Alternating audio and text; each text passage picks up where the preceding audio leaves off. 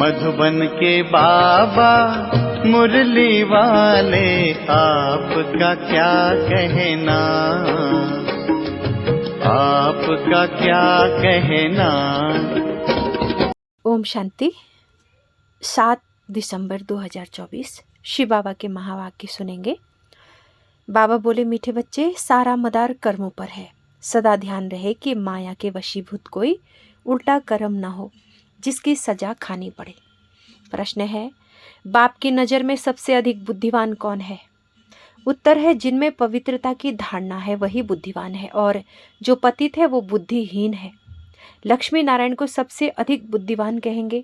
तुम बच्चे अभी बुद्धिमान बन रहे हो। पवित्रता ही सबसे मुख्य है।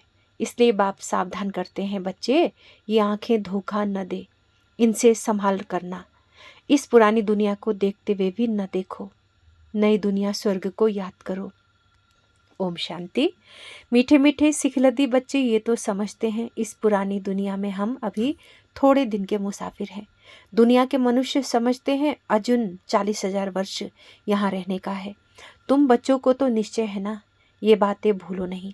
यहाँ बैठे हो तो भी तुम बच्चों को अंदर में गदगद होना चाहिए। इन आँखों से जो कुछ देखते हो सब कुछ विनाश होने वाला है। आत्मा तो अविनाशी है। आत्मा ने 84 जन्म लिए हैं। अभी बाबा आया है घर ले जाने के लिए।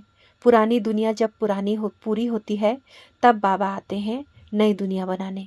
नई सो पुरानी, पुरानी सो नई दुनिया कैसे होती है ये तुम्हारी बुद्धि में है। हमने अनेकों बार चक्र लगाया है, अभी चक्र पूरा होता है।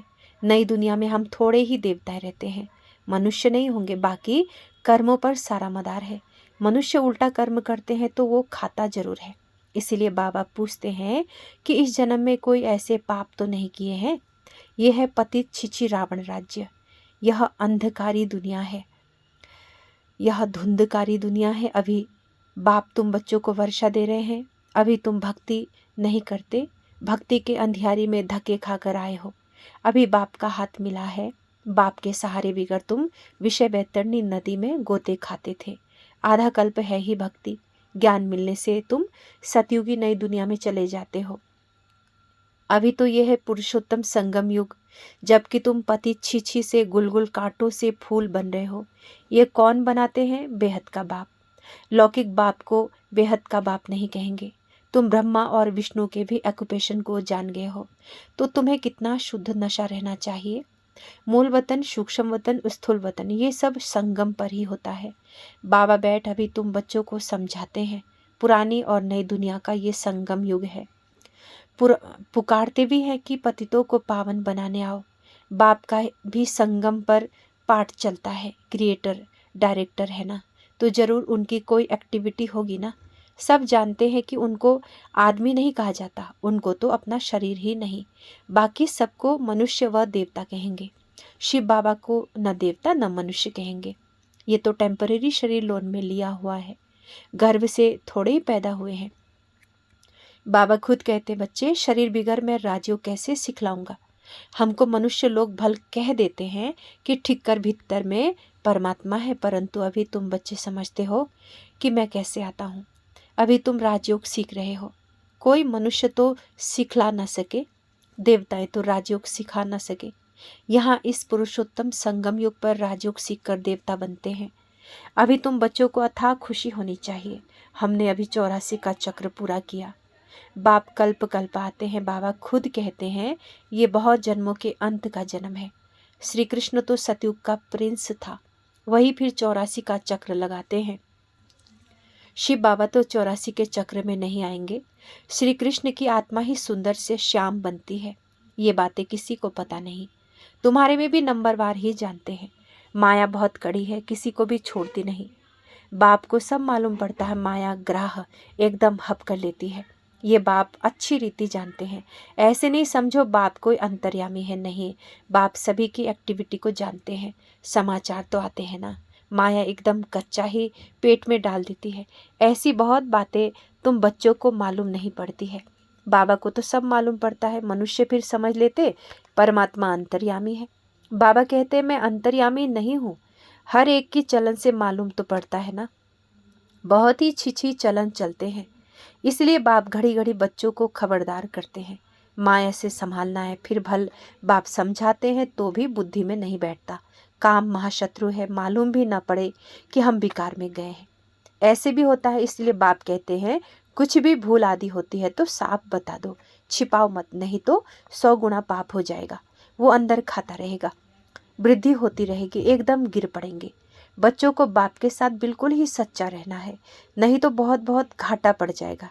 ये तो रावण की दुनिया है। रावण की दुनिया को हम याद क्यों करें? हम तो नई दुनिया में जाना है।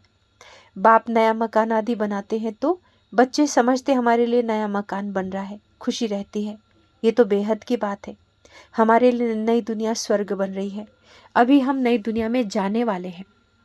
फिर जितना बाप को याद करेंगे उतना गुलगुल बनेंगे।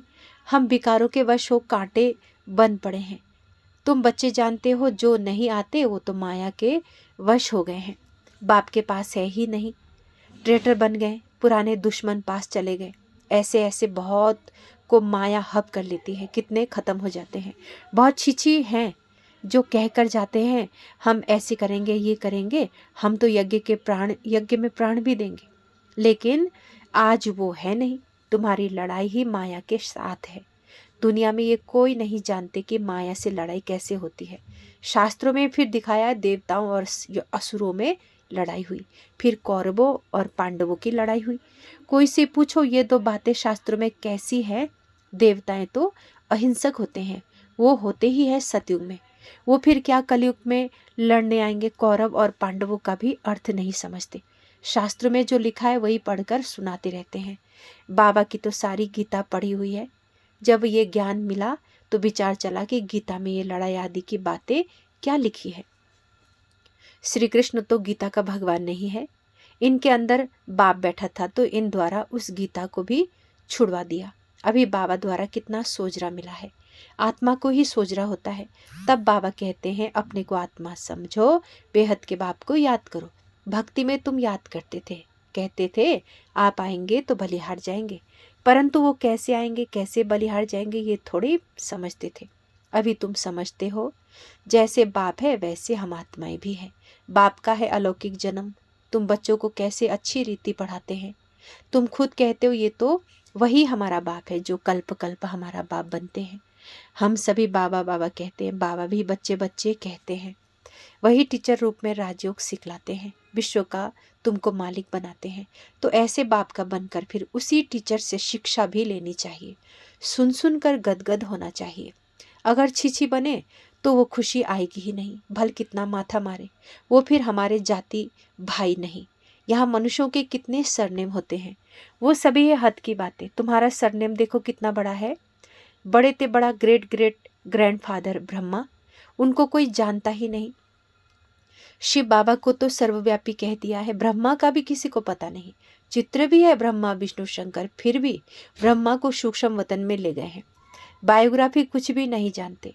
सूक्ष्म वतन में फिर ब्रह्मा कहाँ से आया, वहाँ कैसे अडॉप्ट करेंगे? बाबा ने समझाया है ये हमारा रथ है। बहुत जन्मों के अंत में मैंने इनमें प्रवेश किया है। ये पुरुषोत्तम संगम योग गीता का एपिसोड है जिसमें पवित्रता मुख्य है। पतित से पावन कैसे बनता है ये किसी को भी पता नहीं है। साधु संत आदि कभी भी ऐसे नहीं कहेंगे कि देह सहित देह के सभी संबंधों को भूल एक मुझ बाप को याद करो तो माया के पाप कर्म भस्म हो जाएंगे। वो तो बाप को जानते ही नहीं। गीता में बाप ने कहा है इन साधुओं आदि का भी मैं आकर उद्धार करता हूँ। बाबा समझाते हैं शुरू से लेकर अब तक जो भी आत्माएं पाठ बजा रही हैं सभी का ये अंतिम जन्म है, इसका भी ये अंतिम जन्म है। यही फिर ब्रह्मा बना। छोटेपन में गांवरे का छोरा था। 84 जन्म इसने पूरे किए, फर्स्ट से लास्ट तक। अभी तुम बच्चों की बुद्धि का ताला खुला है। अभी तुम बुद्धिवान बनते हो। आगे बुद्धिहीन थे। ये लक्ष्मी नारायण है बुद्धिवान। बुद्धिहीन पतित को कहा जाता है। मुख्य है पवित्रता। लिखते भी है माया ने हमें गिरा दिया, आंखें क्रिमिनल बन गई। बाप तो घड़ी घड़ी सावधान करते रहते हैं, बच्चे कभी माया से हार नहीं खाना। अभी घर जाना है, अपने को आत्मा समझ बाप को याद करो। ये पुरानी दुनिया खत्म हुई कि हुई। हम पावन बनते हैं तो हमें पावन दुनिया भी तो चाहिए ना। तुम बच्चों को ही पतित से पावन बनना है। बाप तो योग नहीं लगाएंगे, बाबा पतित थोड़ी बनता है जो योग लगावे। बाबा तो कहते मैं तुम्हारी सेवा में उपस्थित होता हूँ। तुमने ही मांगनी की है कि आकर हम पतितों को पावन बनाओ। तुम्हारे ही कहने से मैं आया हूँ। तुम्हें बहुत सहज रास्ता बताता हूँ, सिर्फ मन मना भव। भगवानुवाचा है ना, सिर्फ श्री कृष्ण का नाम देने से बाप को सब भूल गए हैं। बाप है फर्स्ट, श्री कृष्ण है सेकंड। वो परम धाम का मालिक है, वो बैकुंठ का मालिक है। सूक्ष्म वतन में तो कुछ होता ही नहीं, सभी में नंबर 1 है श्री कृष्ण, जिसको सब प्यार करते हैं। बाकी तो सब पीछे पीछे आते हैं, स्वर्ग में तो सब जा ना सके। तो तुम मीठे मीठे बच्चों को हड्डी जिगरी खुशी होनी चाहिए। कई बच्चे बाबा के पास आते हैं जो कभी पवित्र नहीं रहते। बाबा समझाते हैं बेकार में जाते हो, फिर बाबा के पास क्यों आते हो? कहते क्या करूं, रह नहीं सकता हूँ, परंतु यहाँ आता हूँ, शायद कभी तीर लग जाए। बाप बिगर हमारी सदगति कौन करेगा, इसलिए आकर बैठ जाता हूँ। माया कितनी प्रबल है। निश्चय भी होता है बाबा हमको पतित से पावन गुलगुल बनाते हैं, परंतु क्या करें, फिर भी सच बोलने से कभी सुधर जाऊं। हमको ये निश्चय है कि आपसे ही हमें सुधरना है। बाबा को ऐसे बच्चों पर तरस पड़ता है, फिर भी ऐसे होगा, नथिंग न्यू। बाबा तो रोज रोज श्रीमत देते हैं, कोई अमल में लाते भी हैं, इसमें बाबा क्या कर सकता है। बाबा कहे शायद इनका पाठ ही ऐसा है, सब तो राजा रानी नहीं बनेंगे। राजधानी स्थापन हो रही है, राजधानी में सब चाहिए, फिर भी बाबा कहते बच्चे हिम्मत नहीं छोड़ो, आगे जा सकते हो। अच्छा, मीठे मीठे सिखलती बच्चों प्रति माता पिता बाप दादा का याद प्यार और गुड मॉर्निंग। रूहानी बाप के रूहानी बच्चों को नमस्ते। हम रूहानी बच्चों के रूहानी माता पिता बाप दादा को गुड मॉर्निंग और नमस्ते। ओम शांति बाबा, ओम शांति। धारणा के लिए मुख्य सार पहला पॉइंट है, बाप के साथ सदा सच्चा रहना है। कभी कोई भी भूल हो जाए तो छिपाना नहीं है। आंखें कभी क्रिमिनल ना हो, इसकी संभाल करनी है। दूसरा पॉइंट, सदा शुद्ध नशा रहे कि बेहद का बाप हमें पतित छिछी गुलगुल कांटों से फूल बना रहे हैं। अभी हमें बाप का हाथ मिला है, जिसके सहारे हम विषय वैतरणी नदी पार हो जाएंगे।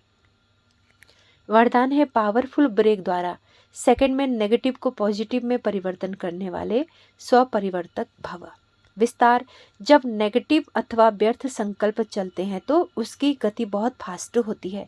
फास्ट गति के समय पावरफुल ब्रेक लगाकर परिवर्तन करने का अभ्यास चाहिए।